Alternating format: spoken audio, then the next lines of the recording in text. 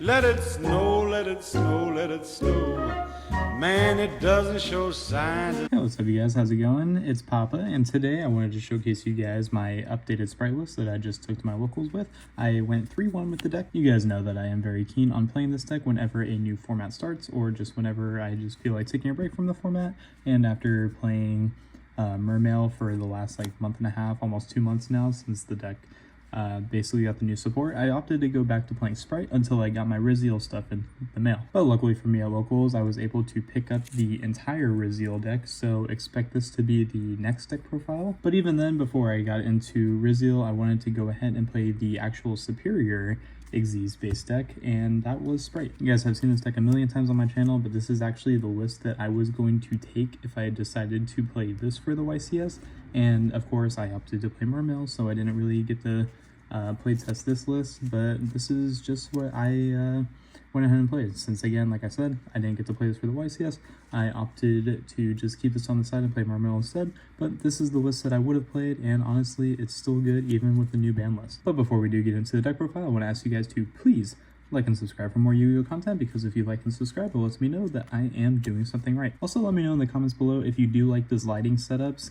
I mean, I kind of like it right now. I kind of like just the more raw feel of it personally, just because I think the glare is really nice, especially with how the blues look. But of course, let's get into the list. Of course, we are on 3 copies of Spright Blue. We opted to play 3 copies of Jet, 1 Pixies, 1 Red, and 1 Carrot for the one of names, and then I played 3 starter and the 1 double cross to round off the Spright engine. This engine was super solid for me. I didn't really miss anything. I don't really like having the extra copies of either one of these because they are once per turn, and also you just don't really need them past turn 1, so I opted to just play a very small but super standard Spright lineup. So just those. Of course, these cards are still busted with the deck. We were on 3 copies of the Nimble Beaver, 2 Nimble Anglers, and then I opted to play Iperia this time around. There are those hands where you don't end up drawing Nimble Beaver, so it's kind of nice to have them in the deck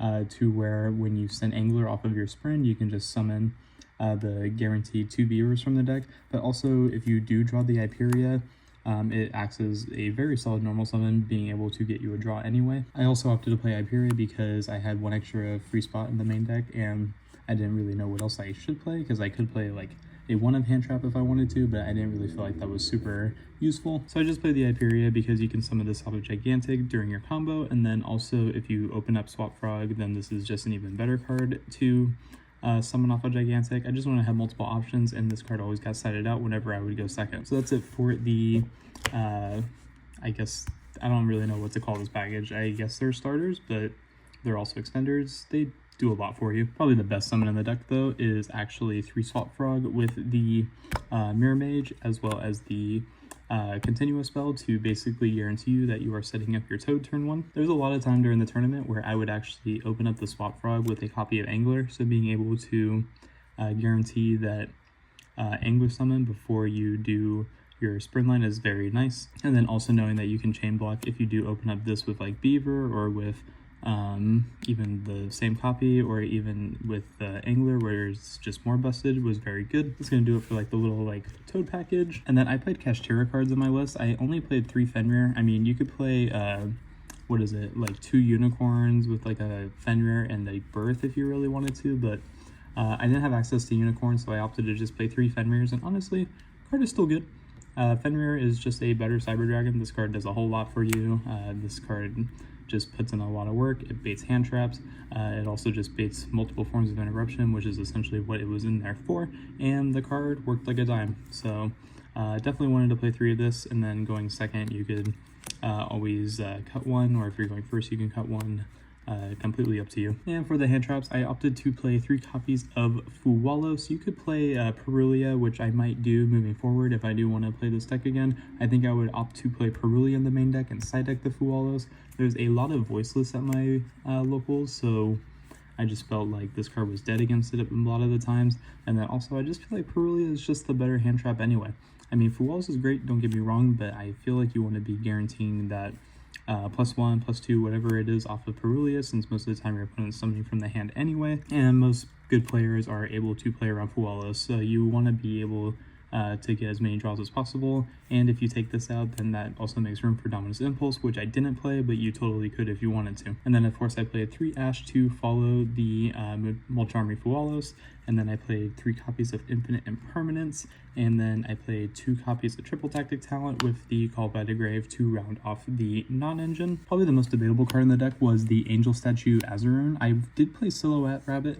Unfortunately for me, this card wasn't as good as I thought it would be. Like I said, I do have a lot of Voiceless at my locals, so this card isn't really too great against that matchup. Granted, I don't think the card is bad at all, because I mean there's going to be much more matchups that isn't those decks, but this card's also just really good against Riziel, being able to negate the Duo Drive summon, the Baguska summon, because essentially your opponent is not going to be able to deal with this card without going to the extra deck at some point, so it is very, very strong, so why not play it? It was a 40 card main deck, no more, no less. Like I said, you could play Impulse in this deck if you wanted to. You could probably cut like the 3rd Fenrir and like maybe a Swap Frog, or you can cut the Hyperia and play 3 Impulse if you wanted to, but deck just needs a little bit more testing. But I probably won't be updating this anytime soon because, again, like I said, we are on the Riz grind, so we want to be doing that.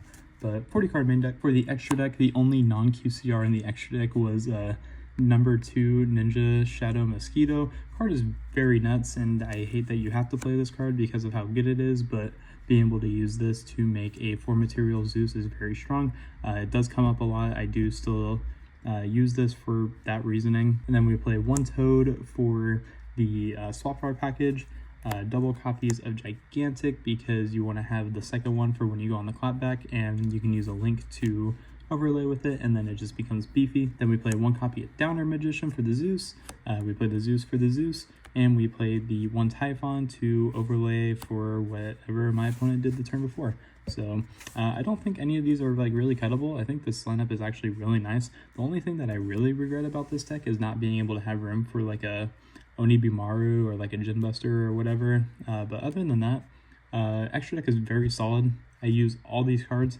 I don't think there wasn't a card that I didn't use other than the Typhon.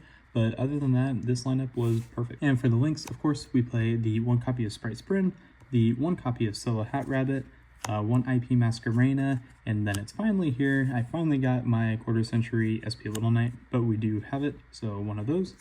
1 copy of the Dark Charmer, 1 Nightmare Penis, 1 Nightmare Unicorn, and rounding it off with the Axis Kotaker for the extra deck. One of the cards that you could also play in the extra deck is Abramax if you wanted to play it, mainly because when you set up the Masquerena with the Solo Hat on board, then you can link off for the Abramax, so it basically protects your Toad, it protects your Gigantic, it protects your Fenrir, whatever it is that you have on board, because they do have to attack the Abramax, and the Abramax will have the protection for Masquerena as well as its own effect. But that's definitely up to preference. I never made Access Code, I never made Unicorn either. Granted, what you could do is that you could just cut 1 or even both of these and just make room for the Abramax if you wanted to, but it's still just in the works. And then rounding out the deck, of course, we have the side deck. We play everyone's favorite level 2 tuner, Red Resonator. I play 3 copies of Lancia. I didn't play against any Malice today, but honestly, you still need this card. This card is just a big blowout against Malice. It just does so much. And then I did end up side decking the Perulias, but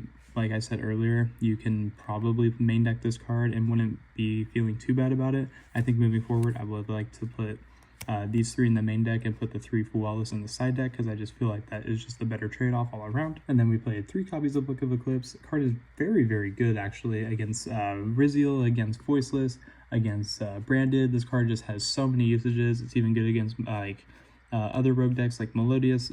Card just puts in a hell of a lot of work. They can Ash it, they can Purge it, don't get me wrong, but that's just another hand trap that you don't have to worry about, so I did opt to play 3 copies of this. And then we played the 1 copy of Gamma Burst. Basically, you side out the double cross for the Gamma Burst going second, so that way you can essentially get that guaranteed kill. The card is very strong for that. And then I played 1 copy of Feather Duster just for, like I said, like Voiceless, or being able to just play against like a lab build, whatever it is. This just does a whole lot for you.